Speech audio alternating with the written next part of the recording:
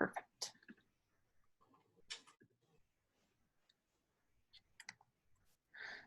Okay, so like I said, we're doing cell phone photography today.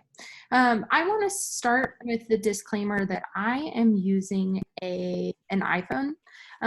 So the things that I'm talking about are relevant to both Android and iPhones, but what I show you is probably going to look a little bit different if you have an Android device or if you have a newer iPhone. So I'm working with the iPhone 8, just the regular 8, not the Plus or anything like that.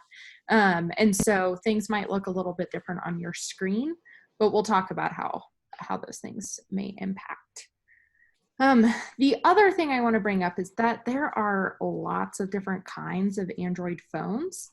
And while most are very similar, some of your settings might be a little bit different than what I've listed.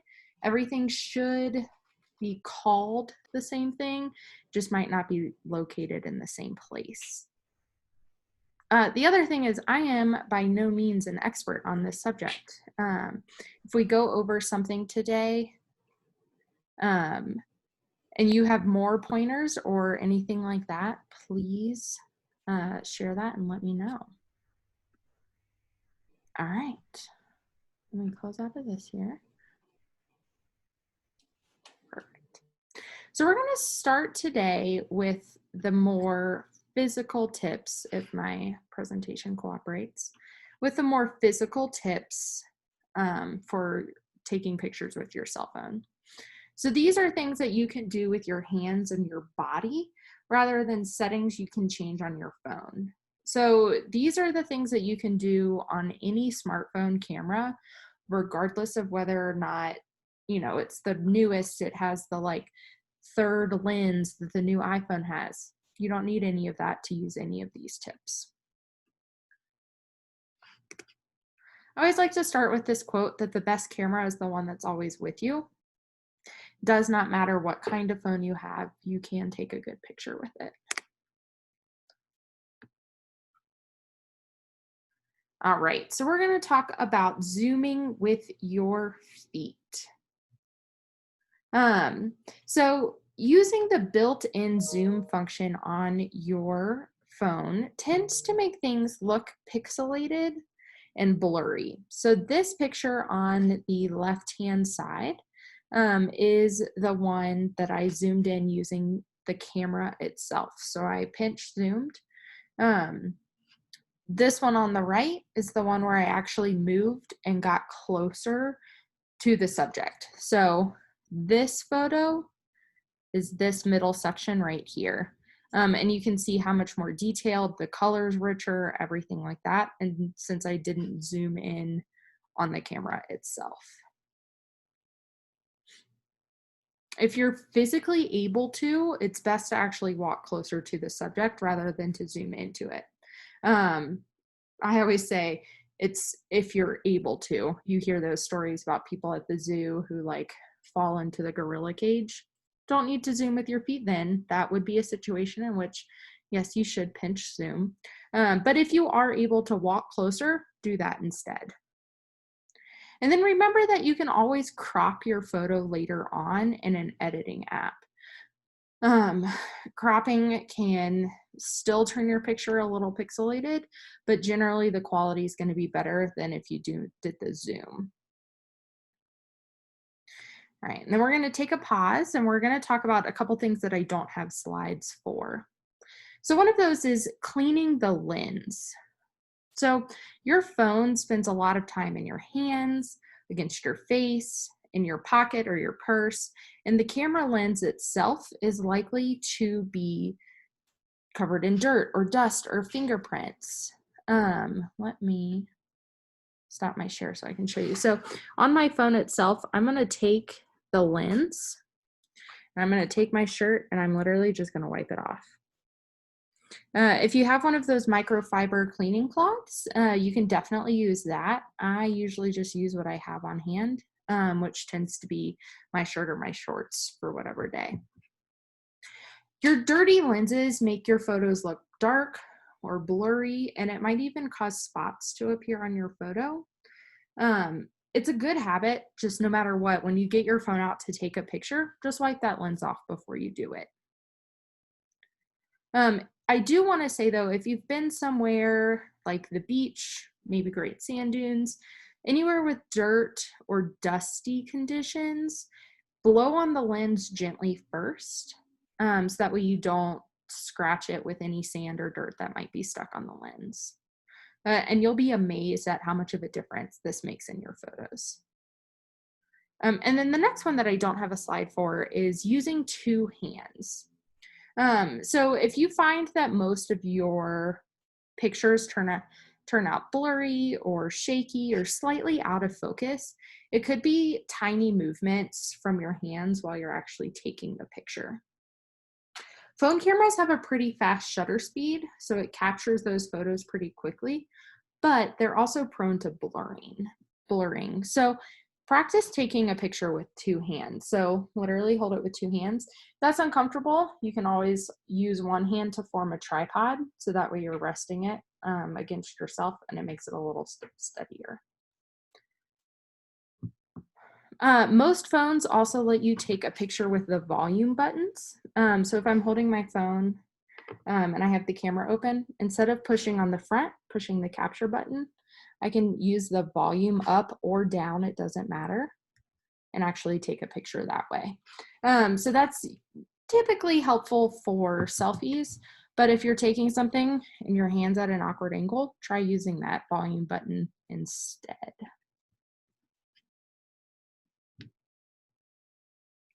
All right, so our next one is to get on the subject's level. So again, left is just, I was just walking around and I saw these tulips, taking a picture from above. I mean, you can tell what they are, but then you can also see all this other junk in the picture. These are those exact same tulips, plus some more back here that you couldn't see. And instead of taking it from the top, I crouched down and took it right on that level. And you can just tell it's the exact same thing, but how much more of a dynamic picture that this one is on the right. Vice versa, though, it can be kind of nice to change up this perspective. One of the examples that I see often about doing the inverse of getting on the subject's level is taking a picture of a kid that just lost their tooth. It can be super fun to have them smiling really big, looking up at you, and you looking down at them. Are there any questions in the chat about any of these physical tips that I've gone over? No questions yet. Perfect. All right, so now we're going to talk about some of the settings that you can turn on in your phone to help you take the best picture possible. And so, like I was saying at the beginning, depending on the age of your device, some of these tips going forward might not be available on your device, but we'll kind of talk about that. So the first one is this rule of thirds. And this is just one of the biggest photography tips in general, not just cell phone photography. But basically, this is breaking your image into thirds, both horizontally and vertically. So you can see there's faint lines on this picture here that are breaking it into 3 sections vertically and horizontally.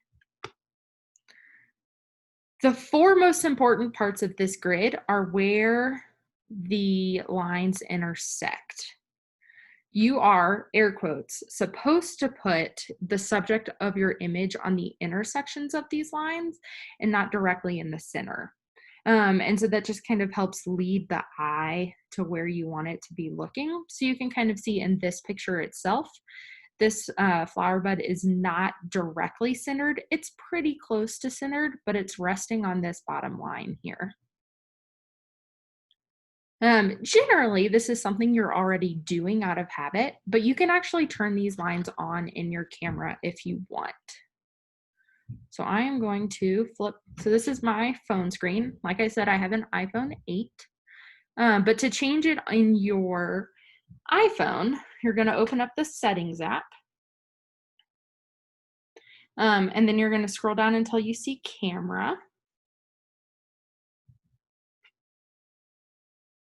So I've got camera here. And then there's lots of different choices. So here, grid, that's where I had that turned on. So when it's green, it's on, you will see the lines. When it's gray, it's off, you will not see the lines. On Android, it's a little bit different on each Android device. But generally, what you're going to do is open the camera on your Android. There should be a gear icon. You're going to tap on that gear icon, and then you're going to turn on guidelines. So this isn't a setting that you necessarily need to turn on, but it's just something to be conscious of while you're taking photos. It's also really helpful if you're taking a picture of a landscape, because that line helps you make sure that that landscape is even and straight instead of tilted one way or the other. Of course, all photography rules are meant to be broken, but this is a good way to add some dynamic interest to your photos. The next one is to use flash sparingly. So the LED flash on phone cameras tends to wash out the subject, create red eyes, and totally eliminate the background of the picture. Flashes are getting a lot better, especially on the newer cameras, but if you have a phone like me or one that's older, this is generally what your flash is going to do. So you can tell this picture on the left is one that had the flash on, and there's no detail in these flowers at all. You can't tell. The bottom here is pretty dark. And this one, exact same, I took it like 1 second later, and look at how much more detail there is in the entire photo. So all cameras you can use flash with, and it should set up the same way whether or not you're on an iPhone or on an Android device. So I'm going to open up my camera, show you my messy sewing area. And then up at the top of the screen here, we have this flash icon. Right now it has a slash through it, so flash is off, but if I tap on it, I get the choices between auto, on, or off. So I generally try to keep mine in the off section, and then only turn it on when I definitely need it. But you could turn it on to auto. Auto tends to turn the flash on with any sort of low light condition. So if you find it like happening often, just go ahead and turn it all the way off. It's a pretty quick setting to change. Are there any any questions in the chat? No questions. Perfect. So now we're going to talk about things you can do while you're actually taking the picture. So not necessarily settings, but actual actions you can take when you're taking your picture. A couple of these are things that Android devices do pretty well automatically. So they don't have the same settings as iPhones do. But depending on how old your Android device is and what kind of device, you might still have these settings. So the first one is burst mode. So when you're taking action shots or just shots of any moving subject, you can use burst mode, or it may be called continuous mode or high speed mode. But regardless of what it's called, what it does is it takes a bunch of pictures in quick succession. So not only does this eliminate blur, but it lets you capture the whole moment. So this is the example from Apple's website of this guy doing a kickflip or something. And so you can see they took a bunch of different pictures, and so they captured the whole moment, and then you can go in and select which picture of that you're interested in. So if I come back on an iPhone, all you have to do to take burst mode is hold onto your capture button, and then it'll show up here. So I've taken 13 pictures. And then from the pictures, down at the bottom, it says select. And I can choose which of those 13 photos is the best. This one doesn't have a lot of change, but you can see the recording is showing my volume, and so that's changing. So I can select which one is the best.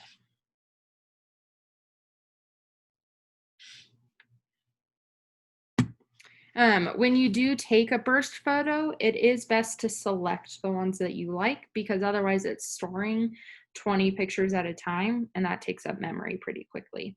Burst mode or continuous mode should work the exact same on an Android. Tap and hold that shutter button, and then go to your photos to actually pick which one you prefer. The next tip is setting your focus.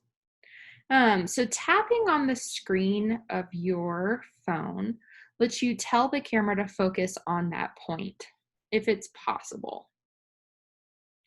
This is especially useful in things like macro photography or taking pictures of things pretty close to your lens. So you can see this example on the left-hand side. This yellow box that's up in this top corner here is telling me where I had just tapped it to focus. So it's focusing on the dirt back here and not the flower. So the flower is pretty blurry. Whereas this one, exact same picture, I tapped on the flower itself, and so the background is blurry and this flower is crisp and clear. On iPhones, you can actually see it making that adjustment. So when you tap on the screen, it does try to focus on that thing. So I can tell it to focus on the background or to focus on the water bottle. Some Android devices, when you tap on the screen, it takes the picture, but there should still be a way for you to see what it's focusing on. So the next tip is setting your exposure. So similar to setting the focus, changing the exposure of your photos can make a big difference in their quality. So again, this is a photo I took of the statue right outside the library.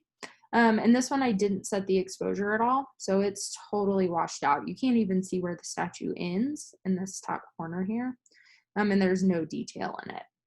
This one, I set the exposure and then I lowered it a little bit to get more definition because I thought these clouds were cool. So you can tell, I mean, it's the exact same picture, but what a big difference that exposure makes in the quality of that image. This is especially important on cell phones because you don't have as much, especially if you're an iPhone user, you don't have as much control over the settings such as shutter speed, aperture, f-stop, and more. But exposure is one thing that you can and definitely should control.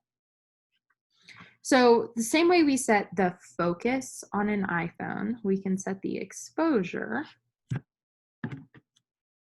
So when I tap on the screen, I get that yellow box with the sun next to it. And if I tap it and drag it down, it's going to make that photo darker. Or I can tap it and drag it up and it makes that photo brighter. Generally, it does a pretty good job if you tap to auto set that exposure for where you tapped. So in this image, had I tapped where it was way too bright, it would have darkened the image so that way we can see everything. Sometimes it does it way too much and you do still need to adjust it with that sun. On Androids, you do need to switch to Pro or Expert mode by swiping left when the camera is open, or wherever you access the different camera features such as panorama, time lapse, and that. That's how you get to Pro mode. On a lot of Androids, going to Pro mode actually does give you control for all of those things I just mentioned: shutter speed, aperture, f-stop. But that feature is only on newer Android devices. So if you have an older Android device, you might not have that. Are there any questions so far? No questions. Perfect. So there's a couple other settings that I do want to talk about. So I was just mentioning that Pro or Expert mode on newer Android phones. It's a pretty powerful tool. It basically gives you the capability to take photos with the same amount of control you would get for an entry-level DSLR camera.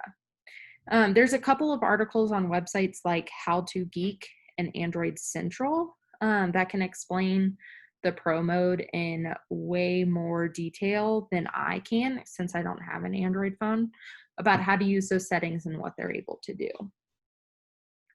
The other thing is that both Androids and iPhones have this new portrait mode, which lets you use a second lens, or if you have the iPhone 11 Plus or whatever it is, you have a third lens as well.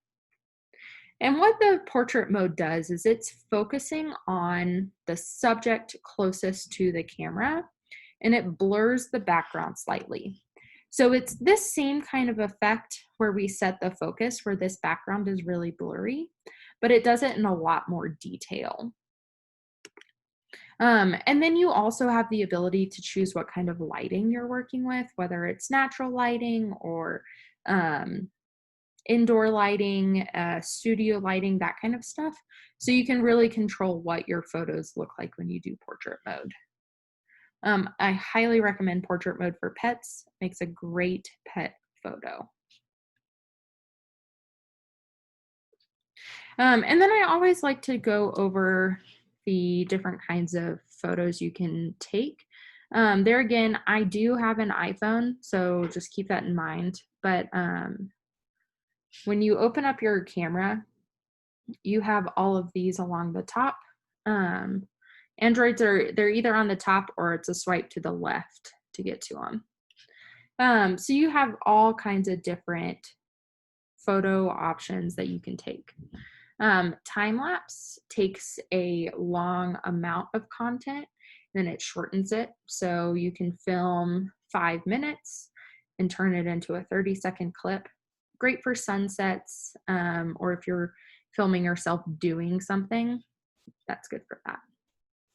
Slow-mo is the opposite. So you can take your video and then slow it down to take much longer. Slow-mo is great for action shots. It's great if you have a dog with big floppy ears, to call them to run to you and take that video in slow-mo and watch their ears and their mouth bounce. It's also great for sports and things like that. Normal video, normal photo. There's square, which automatically crops your photo to square. It's helpful for posting on some social media sites, but it's not that big a deal anymore. And then panorama.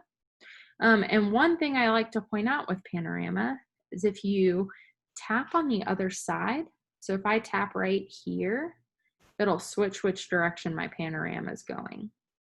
And then you can take them up and down by just holding your camera sideways. Sorry if that made anybody nauseous. I realized how flippy it was getting on the screen. And then there's a couple settings, other settings to talk about. And these are like actual settings. So I'm going to come back to my settings, back to camera.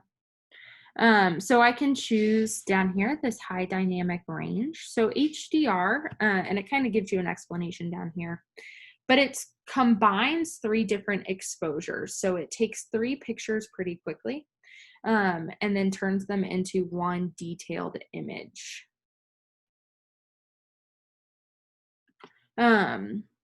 It's a great feature most of the time. So I have mine set to keep the normal photo as well, because sometimes HDR doesn't take the best picture and I prefer the normal one. Oh, I had more set the exposure examples. So this is an example of HDR. So this is the normal photo without HDR. And you can tell this spot is really washed out and there's not a ton of details in the shadows here. Whereas this one, there's a lot of cloud detail there. There's more details in the shadows and close up. And so this one was a great use of HDR because it combined the overexposed, normal exposed, and underexposed into a great layer. Doesn't always work, so that's why I have mine set to turn it, to save that normal version. When you take an HDR photo, it labels it as HDR in the Photos album. So when you go back and look at it, you'll be able to tell which one was the HDR and which one was the normal. For most Androids, it's an either on or off setting. So you don't have that auto HDR that iPhones have. I do always suggest playing with it a little bit and seeing what you like.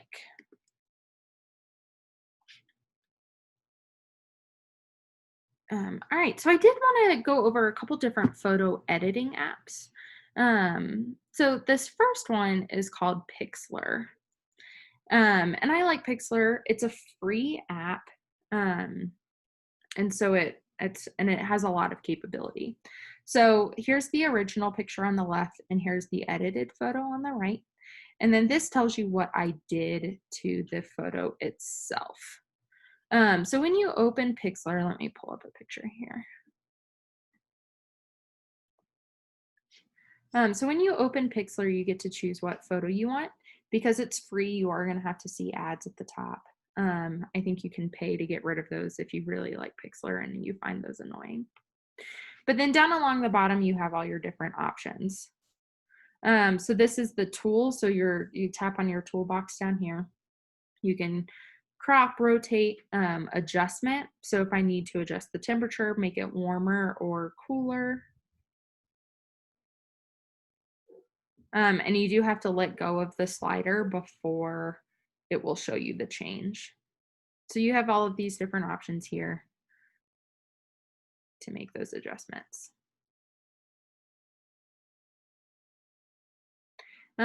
You can also do some different brushes if you wanted to pixelate something, add writing.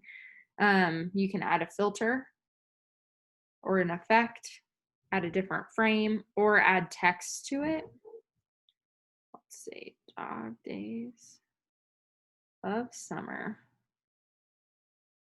And then I can move this text around, put it where I want it. So it's a free app with some good capabilities. The other one is Snapseed. This is one of my favorite editing apps. It's powered by Google, so that's one thing to keep in mind. Let's find that dog picture again. And so yeah, so same kind of things you can add if you wanted to add a filter right from the beginning, or you can tap on tools and then get into some details with what you want. And this is a drag, and it shows you what the changes are as you're making them. So it's not like Pixlr where I have to let go. Let me show you my Snapseed difference. So this is the original photo. This is the edited one. It's not a big difference, but it's really that pop filter that did it. It just made those flowers a little bit brighter.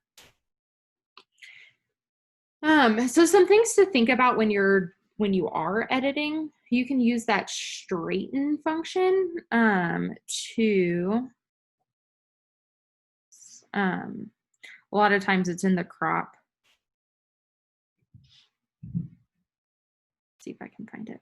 But it's a straighten function, and then that lets you fix your horizon lines, anything like that. The other thing to think about is autofix can do wonders, but feel free to undo the changes if they make them too drastic. Sometimes I'll do an autofix and then go look at the changes they made and then just fine tune them from there. The other thing to remember too is that your phone gallery has a lot of capability in that as well. So you might not even need a photo editing app. So right from my iPhone's photos, I can click on edit, and I have access to almost all of those same tools. An autofix, I can add a filter, and I can crop and straighten and do all kinds of things. So just kind of keep that in mind too. You might not even need a third-party app. Some other apps that I like to talk about as well, Amazon Photos. If you're an Amazon Prime member, you can get photo storage through Amazon. There's also Google Photos, so through Google, and it's also photo storage. So those are both cloud-based storage that can do automatic backup, so you don't have to worry about losing. If you lose your phone, it gets water damage, something like that. Those photos will be backed up in the cloud. So Amazon and Google are two good ones. The other app I always like to mention is Free Prints. It is what it says. It is free photos. So it loads, and then you get like 75 free prints a month, and you pay for shipping. They're good quality pictures.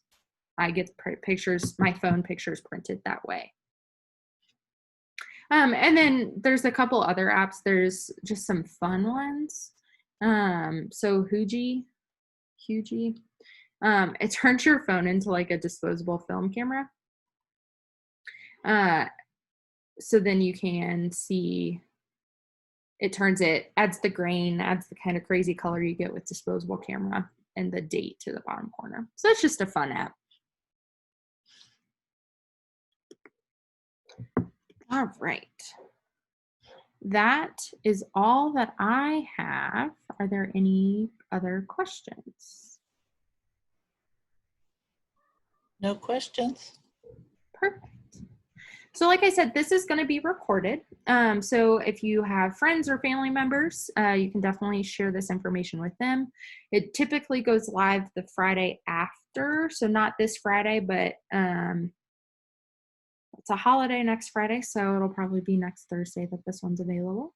And then once we shut everything down here, I will go ahead and send you all the handout.